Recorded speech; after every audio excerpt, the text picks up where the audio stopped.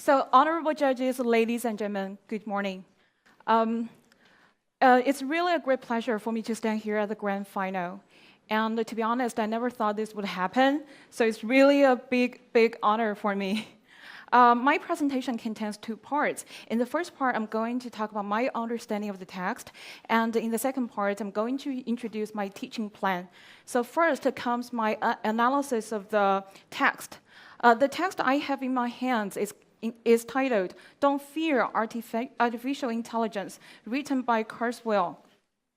And this article mainly talks about the writers.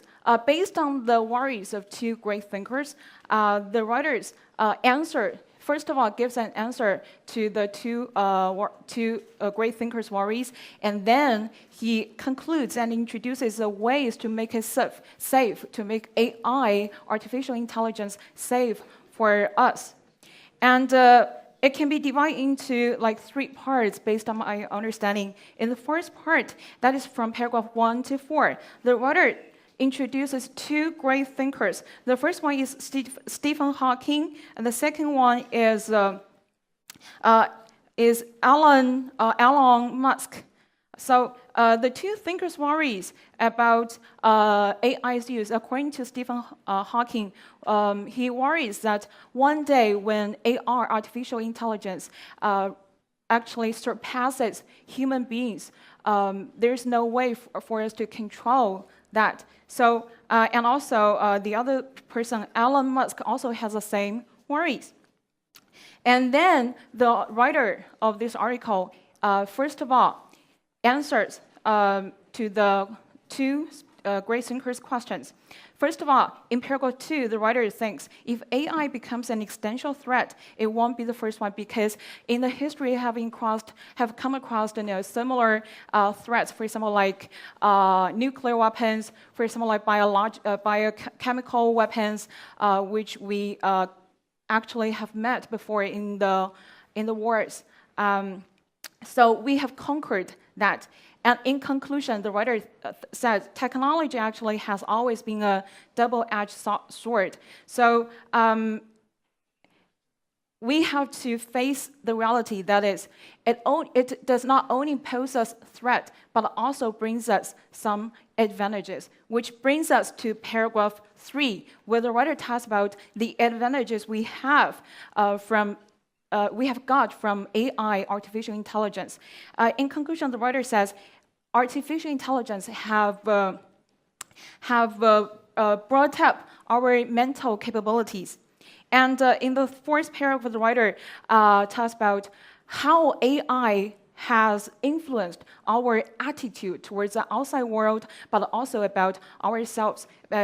Based on this example about how our understanding of violence is influenced about AI, because according to some research, the violence rates have actually largely decreased in the past few years, hundreds of years. But why don't we think violence actually has increased? That's just because AI now, for example, like smartphones, exposed us to those news telling us violence is happening everywhere around the world. And then comes the second part, that is from paragraph 5 to paragraph 8, where the writer gives us some ways to make AI safe. For example, in paragraph 5, the writer gives us first one, considering biotechnology. His solution, or not his solutions, but our solutions based on the former experience, is we can make up some guidelines for us to follow.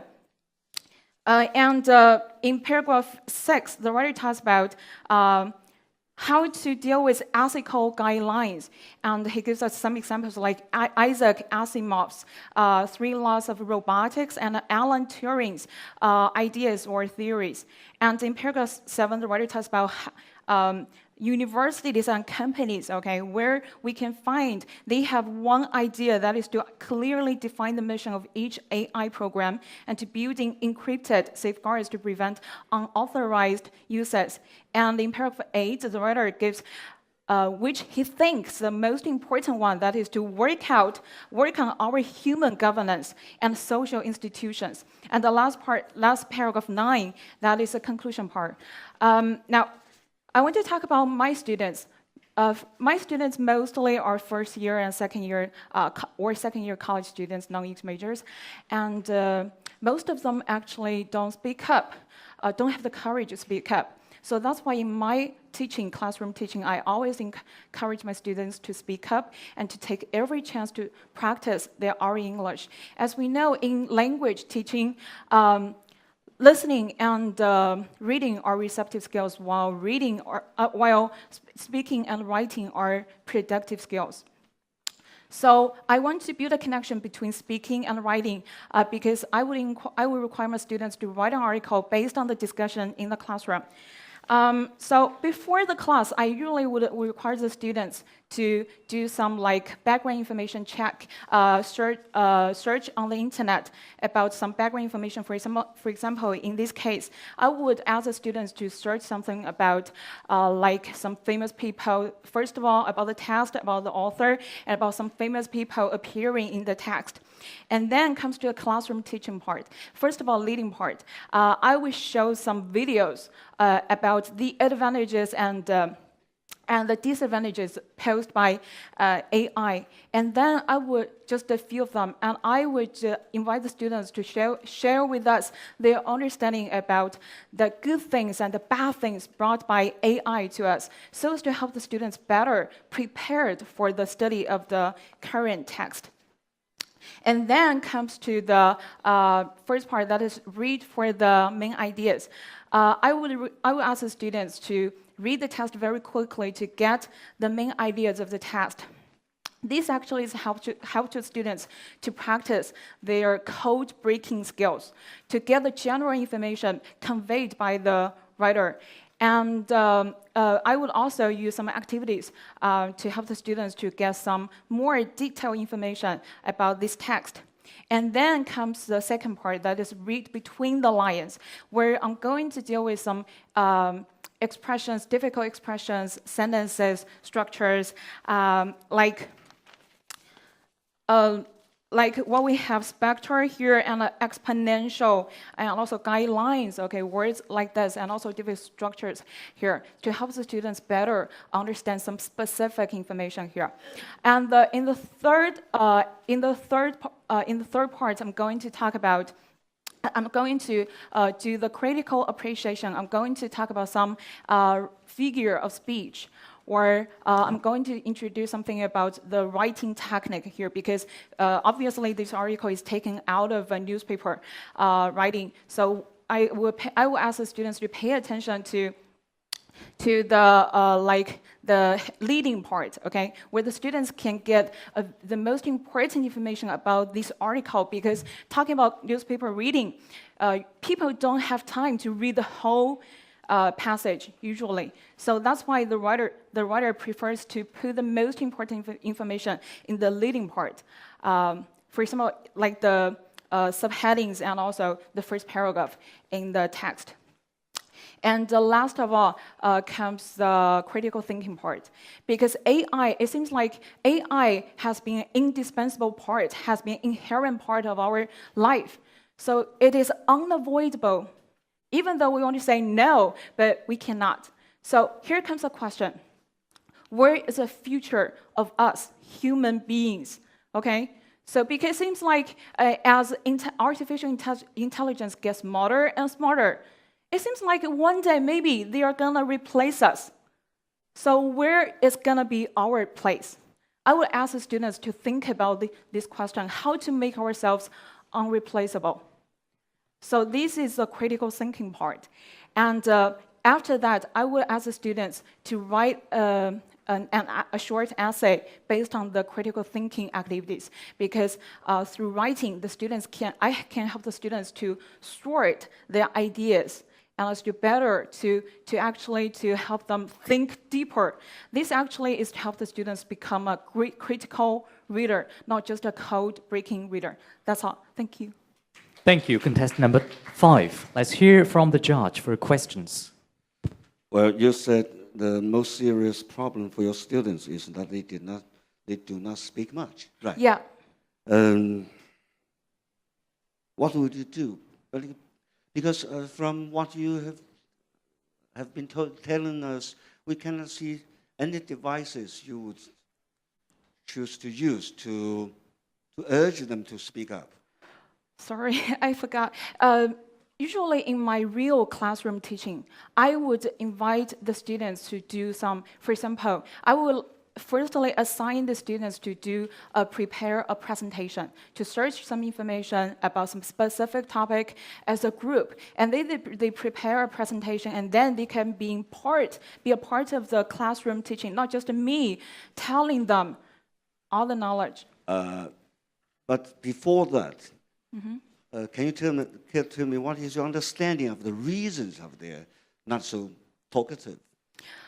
Well, thank you for your question. First of all, there's some one reality here, because in recent years, because of some policy problem or something like that, I realized that most of my students come from some suburban areas of Chongqing. They actually didn't have a very good start in English study, so they don't have the courage, they don't have the confidence to speak up in the classroom. That's why I always find that some of the students just hand up and telling me, "Teacher, could you please speak some Chinese? Because it's really hard for us to understand your class." So don't tell me the story, tell me the reasons. I think there were so many reasons. First of all, is about the educational orientation, because the students, they have to pass the college entrance examination. Tell me number two. Number two? Yes. First one is educational orientation. The second one is what? The second one is they don't have the environment. Environmental. Okay. Third, how about third? The third one is that the students actually didn't figure out the real, actually the ultimate purpose of language studying, that is to communication. The students actually, they learned only for most students, only for examination. Okay, motivational. Yeah, and motivational. Anything else? And also, maybe we as educators, we didn't create more chances for them to speak up. For example, like in the Western world, Western education, the teachers or the classroom, because they don't have so many students in one classroom. Okay, stop that. Now tell me one last, and I think which should be the most important factor. I think the most important factor is still about I still think the most important factor comes from deep within, from themselves. Thank you. Do you think this material is suitable for you to make your student open up? Open up to language teaching, to spoken English? Open their mouths. Open their mouth. I think I would introduce something interesting to the students. Do you think this text suitable for your purpose of opening up? I think it's kind of hard for my students. My students, this article is hard, but I would encourage them to start up with some simple questions. I will try to inspire them with some simple questions, and then step by step to inspire them to think deeper and then produce. And I will give some structures or some helpful expressions to help them to Okay. Now let's see how difficult it can be. Now let's look at paragraph 8. Okay. The last part 2. The first sentence. Okay. Can you read it aloud? Ultimately. So we are already a human-machine civilization. No. Just the whole paragraph. Ultimately, the most. Ultimately, the most important approach we can take to keep AI safe is to work on our human governance and the social institutions. Okay, what is human governance and social institutions?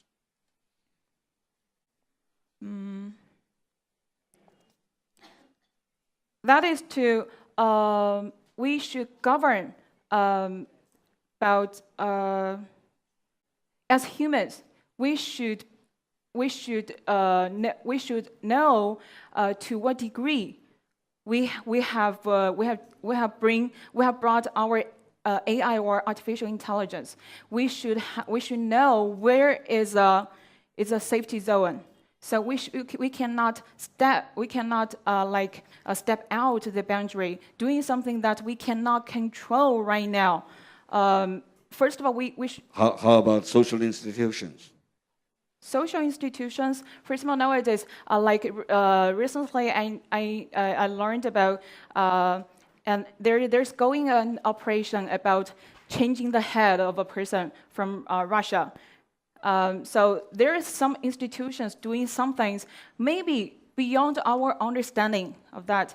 And I think we should make some guidelines to guide those institutions, social institutions, like hospitals, like private institutions. Okay. Time is up. You are dismissed. Thank you. Thank you very much.